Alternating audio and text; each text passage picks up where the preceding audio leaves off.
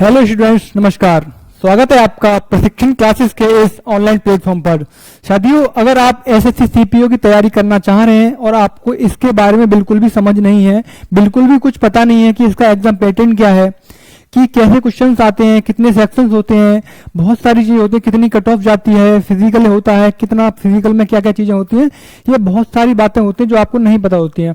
तो आप बस ध्यान से देखते रहिए, आपको एसएससी सीपीओ के बारे में सब कुछ समझ में आ जाएगा कि सीपीओ किन किन पोस्ट के लिए एग्जाम कराता है, एग्जाम पैटर्न क्या है, कितनी स्टेज में इसका एग्जाम होता है, किस स्टेज में कौन से सब्जेक्ट्स आते हैं, पीईटी और पीएचटी में क्या होता है। ये बहुत सारी बातें जानने की होती हैं जो अगर आप तैयारी करते हैं तो आपको पता होनी चाहिए कि ऐसे सीपीओ हम तैयारी कर रहे हैं, आखिर उसके अंतर्गत आता क्या क्या है। तो चलिए देखते हैं कि इसके अंतर्गत क्या आता है। तो आपको एकदम संपूर्ण जानकारी मिलेगी ऐसे सीपीओ के बारे में। इसके बाद दिल्ली पुलिस कांस्टेबल के बारे में भी इसमें जानकारी मैं दूंगा आपके लिए कि दिल्ली पुलिस कांस्टेबल का अगर आप एग्जाम देना चाह रहे हैं तो उसके लिए आपको क्या क्या होना जरूरी है, और सीपीओ का एग्जाम देना चाह रहे हैं तो आपके लिए उसमें क्या क्या एलिजिबिलिटी होनी चाहिए। चलते हैं आगे अपनी वीडियो पर। पहले देखते हैं हम SSC CPO syllabus and exam pattern कि एसएससी सीपीओ सिलेबस क्या है और इसका एग्जाम पैटर्न क्या है 2025 में, यानी 2025 जो चल रही है अब ईयर, इसमें इसका क्या एग्जाम पैटर्न है, ये सारी चीजें जानते हैं हम। यह कर्मचारी चयन आयोग एसएससी केंद्रीय पुलिस संगठन सीपीओ परीक्षा कई पदों के लिए उम्मीदवारों की भर्ती कराती है। यानी कि जो सीपीओ है, क्या सीपीओ परीक्षा कई पदों के लिए उम्मीदवारों की भर्ती करती है। इसमें कौन कौन से पद आते हैं वो आगे देखेंगे भी, जिसमें दिल्ली पुलिस सब इंस्पेक्टर, क्या Delhi police sub inspector SI, या फिर केंद्रीय सशस्त्र पुलिस बल सीआरपीएफ और सीआईएसएफ में सहायक उप निरीक्षक एएसआई शामिल हैं। प्रत्येक वर्ष विशिष्ट पदों और रिक्तियों की संख्या बदलती रहती है। यानी कि जो सीपीओ का एग्जाम है ये स्पेशली एसआई के लिए बना है। जैसे इसमें दिल्ली पुलिस एसआई के लिए आता है, सीआरपीएफ एसआई के लिए, आईटीबीपी एसआई के लिए, बीएसएफ एसआई के लिए, जितने भी एसआई की जॉब होती है मिलिट्री एंड पैरामिलिट्री फोर्सेस की, तो इसमें भी क्या है एसआई के लिए एग्जाम कंडक्ट कराता है एसएससी सीपीओ। और जो इसकी हर साल जो वैकेंसी होती है, रिक्तियां होती हैं, हर साल बदलती रहती हैं। किसी साल 1000 आती है, किसी साल 2000, किसी साल 5000। इसका कोई फिक्स नहीं है कि हर साल 5000 या 10,000 वैकेंसी आएंगी, हर साल वैकेंसी इसकी बदलती रहती है। इसके बाद देखते हैं कि list of post for SSC CPO कि जो एसएससी सीपीओ के अंतर्गत कौन कौन सी पोस्ट आती है। तो मैंने आपको बताया, सबसे पहले देखते हैं दिल्ली पुलिस सब इंस्पेक्टर, है ना, सबसे अच्छी पोस्ट मानी जाती है इसमें दिल्ली पुलिस सब इंस्पेक्टर, क्योंकि जो दिल्ली पुलिस में सब इंस्पेक्टर है वो बहुत ज्यादा पावरफुल होता है, दिल्ली पुलिस का सब इंस्पेक्टर। इसके बाद बॉर्डर सिक्योरिटी फोर्स बीएसएफ के लिए क्या सब इंस्पेक्टर की जो वैकेंसी होती है बीएसएफ किसके द्वारा होती है, एसएससी सीपीओ के द्वारा। इसके बाद सेंट्रल इंडस्ट्रियल सिक्योरिटी फोर्स जो सीआईएसएफ होती है, इसमें भी सीआईएसएफ में सब इंस्पेक्टर का एग्जाम देना तो किसके थ्रू देना पड़ेगा, एसएससी सीपीओ के थ्रू आपको देना पड़ेगा। इसके बाद आता है सेंट्रल रिजर्व पुलिस फोर्स यानी कि सीआरपीएफ, इसके लिए सब इंस्पेक्टर का एग्जाम। इसके अलावा आता है Indian Tibetan border police force यानी कि आईटीबीपी में एसआई बनना है आपके लिए तो क्या देना पड़ेगा, आपको सीपीओ देना पड़ेगा। इसके बाद सशस्त्र सीमा बल एसएसबी सब इंस्पेक्टर के लिए, सशस्त्र सीमा बल एसएसबी में अगर एसआई बनना है आपको तो आपके लिए एसएससी सीपीओ देना अनिवार्य है। तो टोटल 1 2 3 4 5 और 6, तो कुल मिला के 6 जो पोस्ट है एसएससी सीपीओ के अंतर्गत आती है एसआई के लिए, जो इनका एग्जाम कंडक्ट कराते हैं। इसके आगे देखते हैं कि इसकी जो अगर हम सीपीओ का तैयारी करना चाह रहे हैं तो हमारी एज क्या होनी चाहिए, कितनी एज से कितनी एज तक हमारी एज होनी चाहिए। कि अगर आप किसी विशेष कैटेगरी से आते हैं, एससी एसटी ओबीसी ईडब्ल्यूएस श्रेणी से आते हैं, या फिर आप एक्स सर्विसमैन है, तो आपके लिए एज का क्राइटेरिया क्या होगा। तो वो देखते हैं, age limit of the candidate age 20 to 25, यानी कि अगर आप जनरल कैटेगरी से आते हैं तो आपकी एज 20 से 25 वर्ष के बीच में होनी चाहिए, एज 20 to 25 जनरल के लिए। इसके बाद अगर आप ईडब्ल्यूएस कैटेगरी से आते हैं, किस कैटेगरी से, ईडब्ल्यूएस कैटेगरी से आते हैं, तो आपकी एज 18 से 28 वर्ष के बीच होनी चाहिए। इसके बाद में कुछ विशेष कैटेगरीज की बात करूं तो ऐसे एसटी और एसटी की बात करूं, एससी प्लस एसटी की बात करूं, तो आपके लिए इसमें 5 वर्ष के लिए आपको छूट मिलती है। जैसे जनरल के लिए 25 साल है, तो 25 में अगर 5 और ऐड कर देंगे तो आपको एससी और एसटी की कैटेगरी पता चल जाएगी। इसके बाद अगर ओबीसी में आते हैं आप, तो आपको 3 साल की छूट आती है। अगर आप एक्स सर्विसमैन हैं, अगर आप किसी सर्विस में हैं और आपने वो सर्विस रिटायरमेंट हो गया, तो उसके 3 साल तक आप इस वैकेंसी को इसमें आप फॉर्म फिल कर सकते हैं एसएससी सीपीओ में। ठीक है, तो आपको एज का क्राइटेरिया बिल्कुल अच्छे से समझ में आ गया होगा कि आपकी क्या एज होनी चाहिए अगर आप एसएससी सीपीओ देना चाह रहे हैं। तो इसके आगे देखते हैं कि जो एसएससी सीपीओ 2025 परीक्षा के लिए आवश्यक न्यूनतम शैक्षणिक योग्यता किसी मान्यता प्राप्त यूनिवर्सिटी से स्नातक की डिग्री होनी चाहिए। यानी कि आपकी जो क्वालिफिकेशन होनी चाहिए एसएससी सीपीओ के लिए, आपका कंपलसरी क्या है, आपके पास ग्रेजुएशन होनी चाहिए। अगर आपके पास ग्रेजुएशन नहीं है तो आप इसमें एलिजिबल नहीं होंगे। आपकी जो ग्रेजुएशन है किसी मान्यता प्राप्त यूनिवर्सिटी से होनी चाहिए। ऐसा नहीं किसी कोई फर्जी यूनिवर्सिटी से आप करके लेके आ गए तो वो आपकी वैलिडिटी वैलिड नहीं मानी जाएगी। आपके लिए किसी मान्यता प्राप्त यूनिवर्सिटी से ग्रेजुएशन की होनी चाहिए। ग्रेजुएशन में आपने कुछ भी किया हुआ इससे कोई फर्क नहीं पड़ता। आपने बीए किया है, बीएससी किया है, बीकॉम किया है, एमए किया है, जो भी आपने किया है, आपको सिर्फ क्या है, ग्रेजुएशन आपका होना चाहिए किसी मान्यता प्राप्त यूनिवर्सिटी से।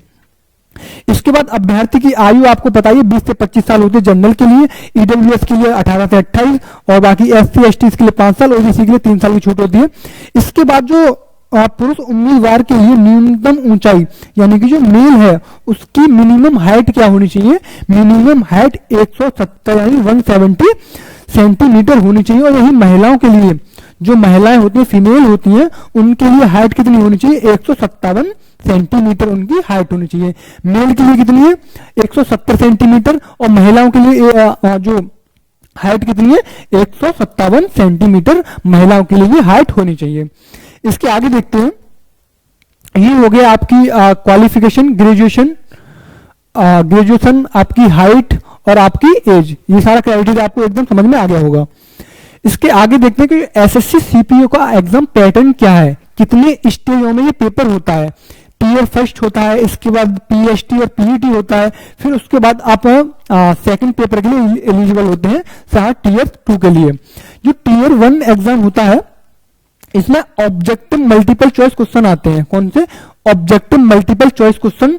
ये ऑनलाइन होता है, कंप्यूटर बेस्ड टेस्ट होता है, सीबीटी ऑनलाइन, जिसमें आपको कुल 200 प्रश्न देखने को मिलते हैं। कितने? 200 प्रश्न आपको देखने को मिलते हैं। अगर आप पहला पेपर क्वालिफाई करते हैं तो फिर आप सेकंड पेपर के लिए एलिजिबल होते हैं। पहला पेपर जैसे ही आप क्वालिफाई करेंगे तो आपको सेकंड पेपर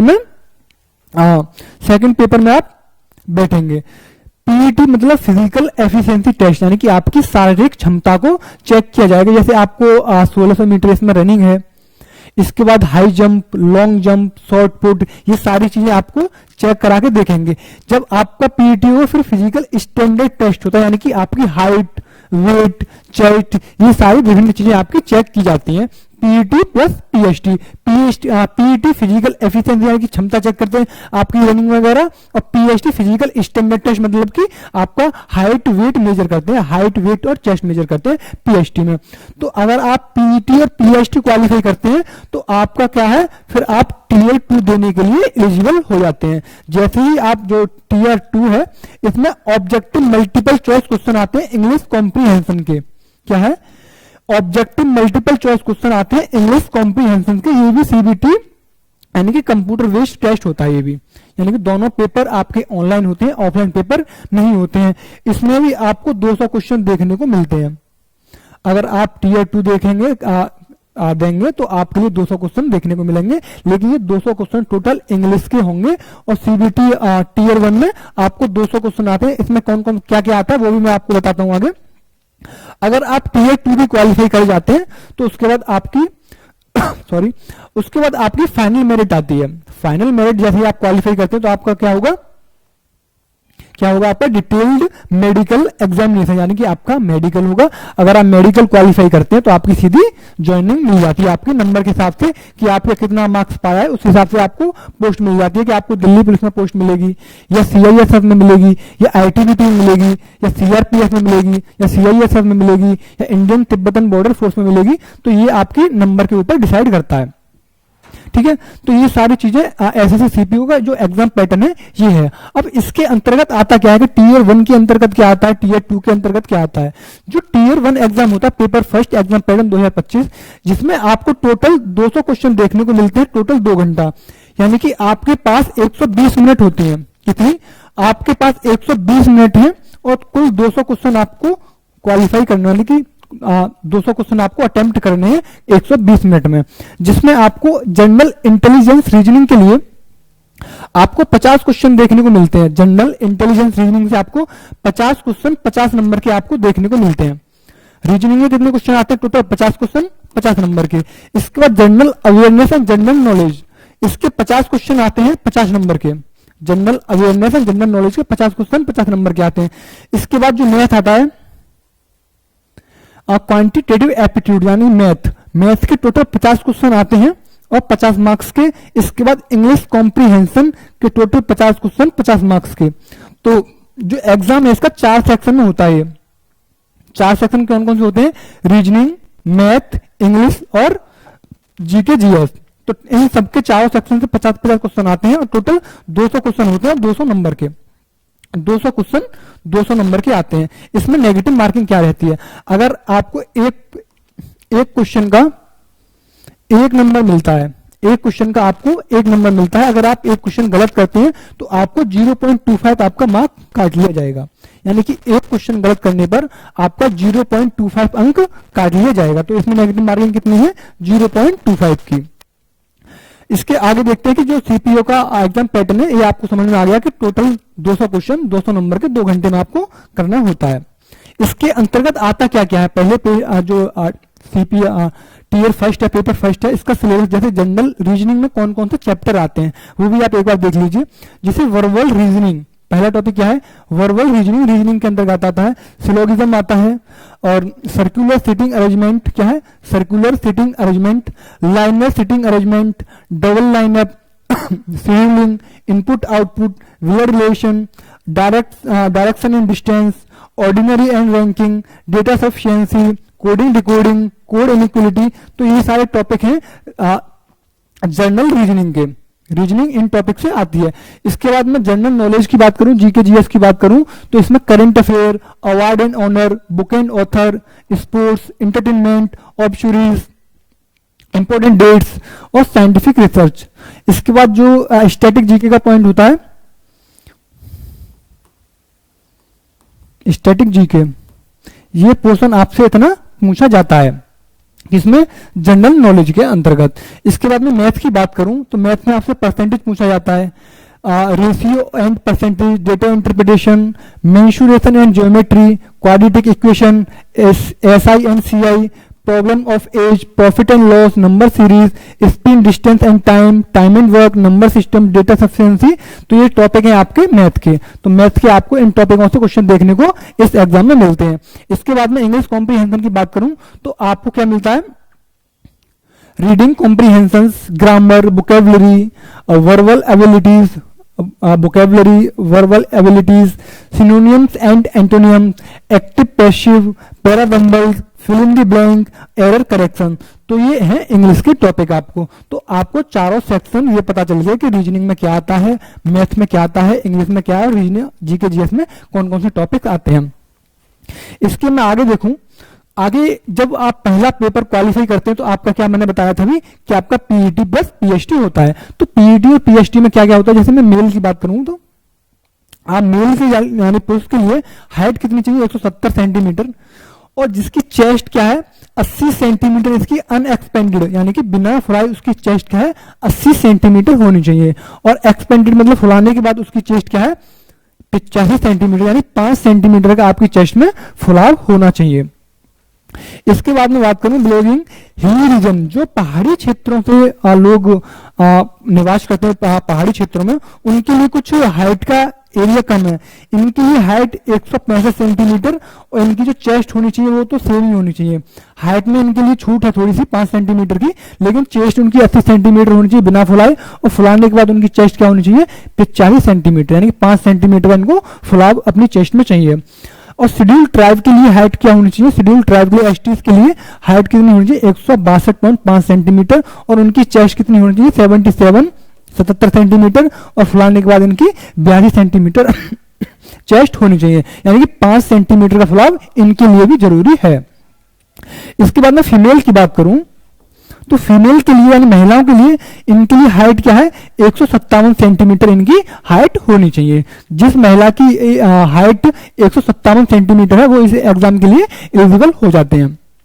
और यही है जो हिली रीजन से बिलोंग करते हैं उनके लिए 155 सेंटीमीटर होनी चाहिए, और जो शेड्यूल ट्राइब से आते हैं उनके लिए 154 सेंटीमीटर महिलाओं की हाइट होनी चाहिए। तो आपको पूरा पीएचटी का स्टैंडर्ड एकदम अच्छे से समझ में आ गया होगा कि हाइट कितनी चाहिए, चेस्ट कितनी चाहिए, फुलाने के बाद कितनी चाहिए, कितना फुलाव होना चाहिए आपके चेस्ट में, और महिलाओं के लिए हाइट वगैरह कितनी चाहिए, ये सब आपको समझ में आ गया। आगे मैं बात करता हूँ कि SSC CPO physical efficiency test में क्या होता है। जैसे जब आपका पीएचटी हो जाएगा, फिजिकल स्टैंडर्ड टेस्ट, आपकी नाप तोल चेस्ट वगैरह ये सब सारी चीज हो जाएंगी, तो आप एलिजिबल होते हैं फिजिकल एफिशिएंसी टेस्ट के लिए। जिसमें मैं पहले मेल के बारे में बात करता हूं, तो आपको पहले 100 मीटर रेस इन 16 सेकंड, तो आपको एक पहले 100 मीटर की रेस क्वालिफाई करनी होगी। इस 100 मीटर की रेस को आपको कितना टाइम चाहिए 16 सेकंड में, यानी कि आपको 100 मीटर का रेस भी क्वालिफाई करनी होती है 16 सेकंड में, जो आराम से कर सकते हैं आप। इसके बाद 1.6 किलोमीटर यानी कि 1600 metre race in 6.5 minutes, 1600 metre race आपको 6.5 मिनट में लगानी होती है। 1600 मीटर रेस आपको 6.5 मिनट का टाइम में आपको लगानी होती है। इसके बाद लॉन्ग जंप, जो लॉन्ग जंप होती है इसकी जो मीटर, कितने मीटर लॉन्ग जंप करना होता है मेल के लिए 3.65 मीटर मेल के लिए लॉन्ग जंप करनी होती है। इसके लिए आपको 5 चांस मिलते हैं, 5 चांस आपके लिए दिए जाते हैं। किसमें लॉन्ग जंप में कि आपका कई बार पैर नहीं पड़ता सही से, आप कूद नहीं पाते लंबा, तो आपके लिए 5 चांस दिए जाते हैं। 5 चांस के बाद आपको कोई भी चांस नहीं दिया जाता, और रनिंग में आपके लिए एक भी चांस नहीं मिलता। अगर आप रनिंग में पास हैं तो पास है, अगर आप फेल हो गए तो आप फेल। ठीक है। इसके बाद जो हाई जंप होती है इसमें 1.2 मीटर इन 3 चांस, यानी कि 3 चांस में आपको हाई जंप कितना 1.2 मीटर, 1.2 मीटर आपको हाई जंप लगानी होती है। इसके लिए आपको 3 चांस मिलते हैं। इसके बाद शॉर्ट पुट यानी कि 16 एलबीएस, मतलब कि आपका 7.5 किलो के समथिंग वजन जो होता है, एक बॉल होती है 7.5 किलो की लोहे की, वो आपको कितना 4.5 मीटर फेंकना होता है। उसे हाथ से ऐसे शॉर्ट पुट फेंकना होता है। कितने चांस मिलते हैं इसको, आपको 3 चांस इसे फेंकने के लिए मिलते हैं। इसके बाद में महिलाओं के लिए बात करूं, फीमेल के लिए, तो फीमेल के लिए भी क्या है 100 मीटर रेस पहले दौड़नी होती है। कितने सेकंड में 18 सेकंड में। उनके लिए, पुरुषों के लिए तो 1600 मीटर रेस थी, और महिलाओं के लिए यहाँ पर 800 मीटर रेस है 4 मिनट में। 800 मीटर रेस महिला की वो लगाएंगे 4 मिनट में। इसके बाद आता है इनके लिए लॉन्ग जंप। लॉन्ग जंप महिलाओं के लिए 2.57 मीटर इन, यानी कि 9 फुट उनके लिए हाई लॉन्ग जंप लगानी होती है। कितने चांस में 3 चांस में उनके लिए लॉन्ग जंप लगानी होती है। इसके बाद हाई जंप, हाई जंप कितना है इनका 0.9 मीटर, यानी कि 1 मीटर भी पूरा नहीं, यानी कि 3 फुट उनके लिए 3 चांस में कूदना होता है। हाई जंप में उनके लिए महिलाओं के लिए कूदना होता है। तो महिलाओं के लिए पीईटी का ये सिलेबस है, और पुरुषों के लिए जो एलिजिबिलिटी है एफिशिएंसी टेस्ट के लिए ये है। तो आपको एकदम अच्छे से फिजिकल के बारे में भी समझ में आ गया होगा कि क्या क्या फिजिकल में इसके में होता है सीपीओ के में। आगे बात करते हैं, अगर आप फिजिकल क्वालिफाई करते हैं, आपका टीयर फर्स्ट हो गया, आपने पीएचटी और पीईटी दे दिया, तो इसके बाद आपके लिए आता है CBT 2 computer based test second, जिसे हम टीयर 2 या फिर मेंस भी बोल देते हैं। तो जो टीयर 2 होता है इसमें टोटल आपको 200 क्वेश्चन देखने को मिलते हैं। 200 क्वेश्चन आपको देखने को मिलते हैं 200 मार्क्स के। 200 क्वेश्चन आपको 200 मार्क्स के देखने को मिलते हैं। और कितने टाइम में ये करने होते हैं, तो 2 घंटे में आपको करने होते हैं। ये 200 क्वेश्चन किस सब्जेक्ट से आते हैं, तो इंग्लिश लैंग्वेज एंड कॉम्प्रीहेंशन। तो टोटल जो 200 नंबर ऑफ जो क्वेश्चन है 200 केवल इंग्लिश से आते हैं, यानी कि 200 क्वेश्चन तो आपको मेंस में सीपीओ के लिए देखने पड़ रहे हैं मेंस में, और 50 क्वेश्चन इंग्लिश के प्री में आते हैं। तो आपको ये समझ में आ रहा होगा कि क्या इंपॉर्टेंट चीज है एसएससी सीपीयू क्वालिफाई करने के लिए। सबसे ज्यादा महत्वपूर्ण चीज इसमें क्या कर रही है कि आपको इंग्लिश एकदम बेहतर से आनी चाहिए। अगर आपको एसएससी सीपीयू क्वालिफाई करना है तो आपके लिए इंग्लिश अच्छे से आनी चाहिए।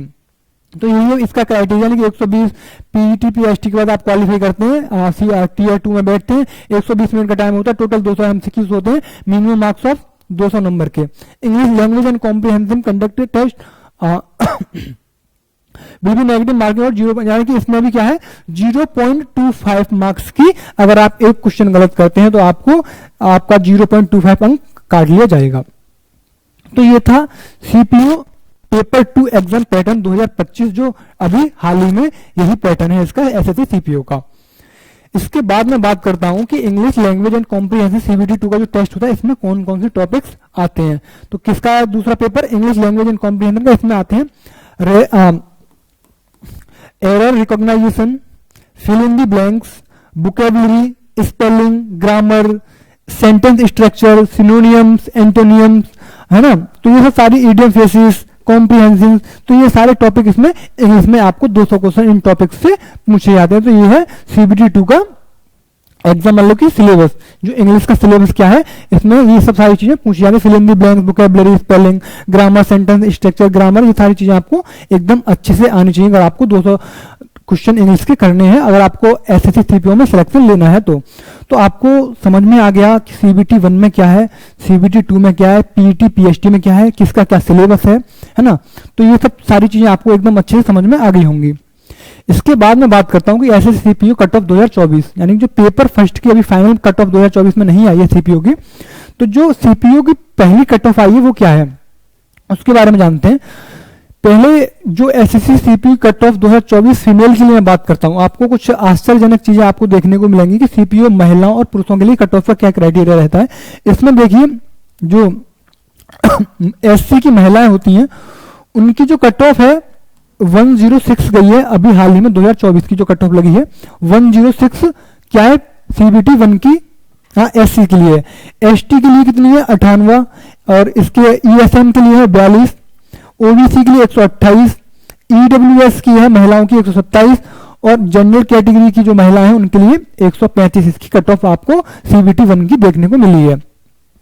इसके बाद बात करूं मैं मेल कट ऑफ कैंडिडेट्स की, इसकी मेल कैंडिडेट की बात करूं तो जिसमें एससी की जो मेल कैंडिडेट है उनकी क्या है 89 इनकी कट ऑफ गई है सीबीटी 1 की, और एससी में महिलाओं की कट ऑफ कितनी है 106, और पुरुषों के लिए कितनी कट ऑफ है 98, यानी कि इसमें जो महिलाओं की कट ऑफ है पुरुषों से ज्यादा रहती है, महिलाओं की कट ऑफ पुरुषों से ज्यादा रहती है, जो आप यहाँ पर भी देख सकते हैं। जिसमें एसटी के जो पुरुष हैं उनकी क्या है 82 कट ऑफ है, और महिलाओं की क्या है एसटी की 98।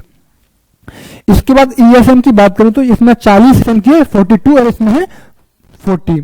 ओबीसी की मैं बात करूं तो 113 है मेल के लिए, और उसमें ओबीसी के लिए कितनी 128, ओबीसी की 113। ईडब्ल्यूएस की बात करूं तो इसमें ईडब्ल्यूएस की मेल की गई 111 है, और वहां ईडब्ल्यूएस मेल की गई थी 127 महिलाओं के लिए।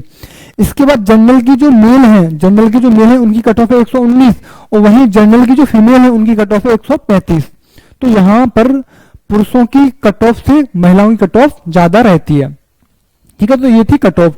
इसके बाद जो 2023 वाली फाइनल कट ऑफ है उसके बारे में देख लेते हैं एक बार। जो फाइनल कट ऑफ है वो कितनी कितनी गई है।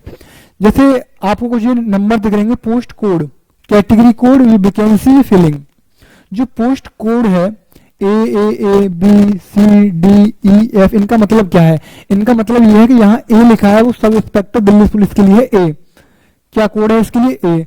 अगर जो बीएसएफ के लिए इसकी कोड क्या है बी, सीआईएसएफ के लिए कोड क्या है सी, सीआरपीएफ के लिए कोड क्या है डी, और आईटीबीपी के लिए कोड क्या है ई, और एसएसबी के लिए कोड क्या है एफ।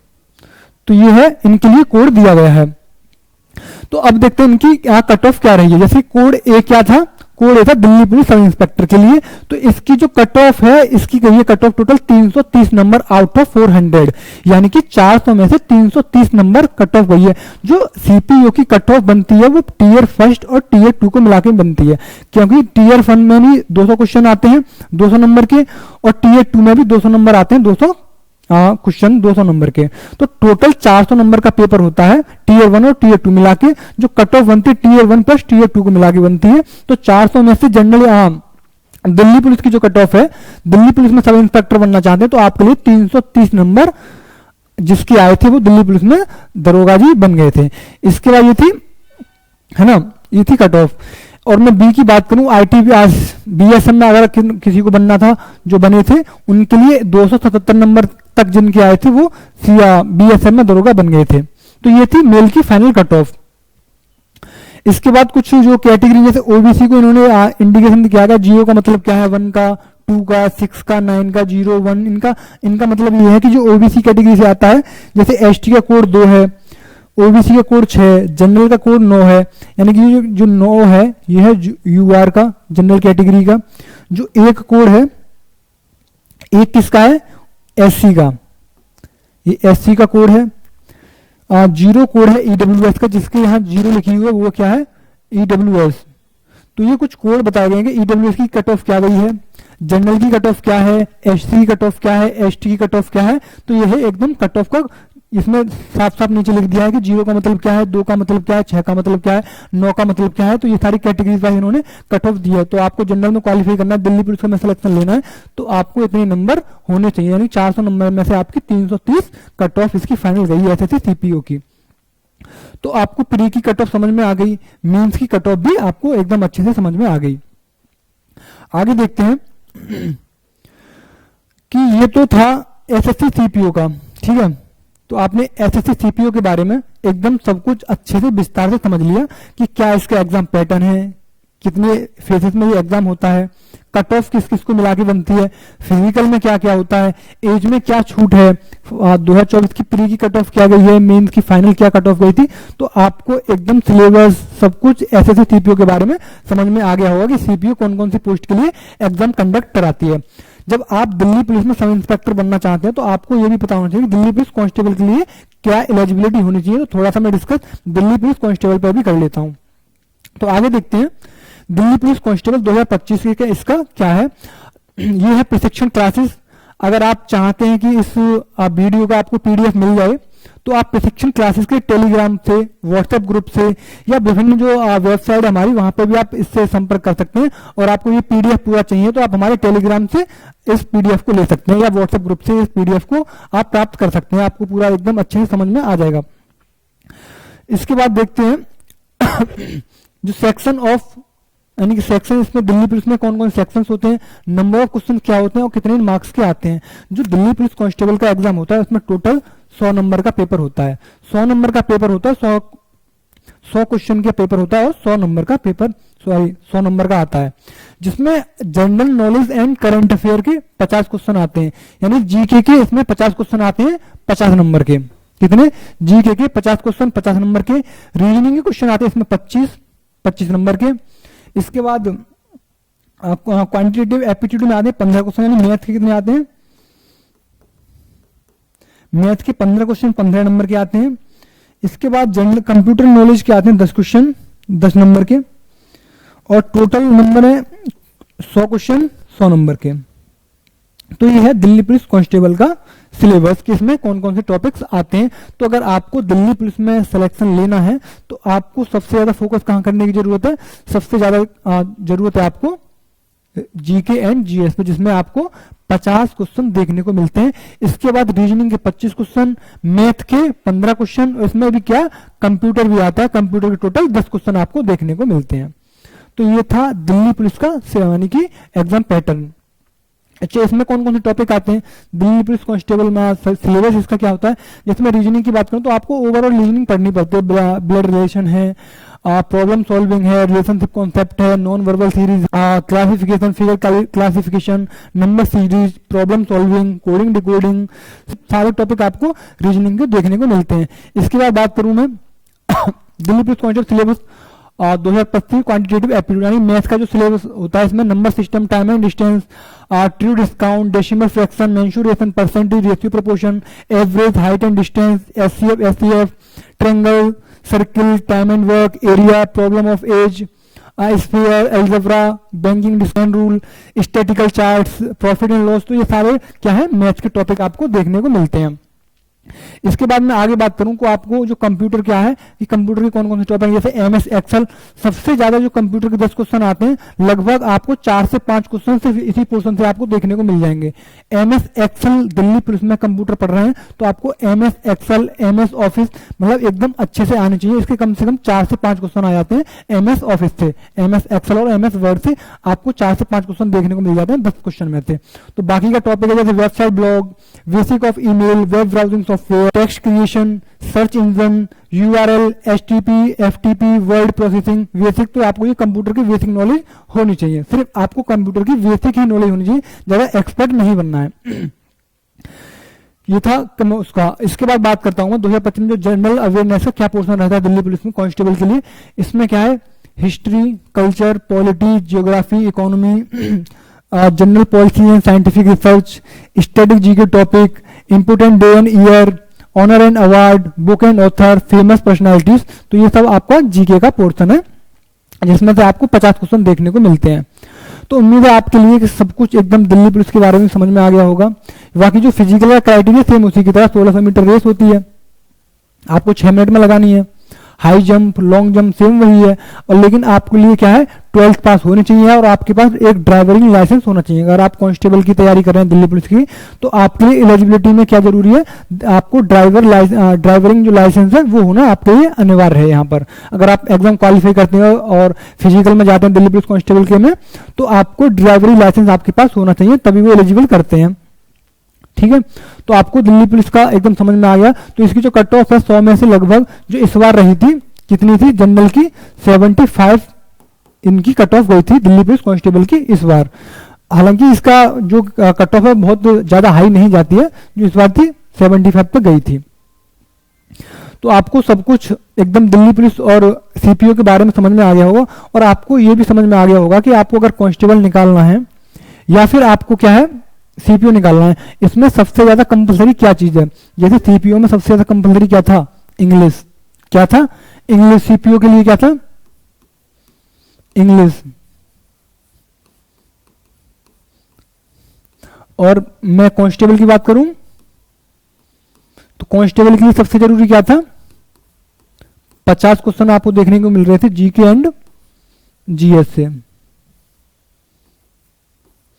तो 50 क्वेश्चन आपको कांस्टेबल में 100 नंबर में से 50 क्वेश्चन जीके जीएस को देखने को मिल रहे थे। सीपीओ में आपको लगभग प्री में कितने थे 50 क्वेश्चन और मेंस में कितने थे 200 क्वेश्चन। तो आपको एकदम अच्छे समझ में आ गया होगा कि अगर सीपीओ निकालना है तो सबसे ज्यादा फोकस किस पे करना है, इंग्लिश पे। और आपको कांस्टेबल दिल्ली पुलिस कांस्टेबल निकालना है सबसे ज्यादा फोकस कहां करना है, जीके जीएस पे आपको सबसे ज्यादा फोकस करना है।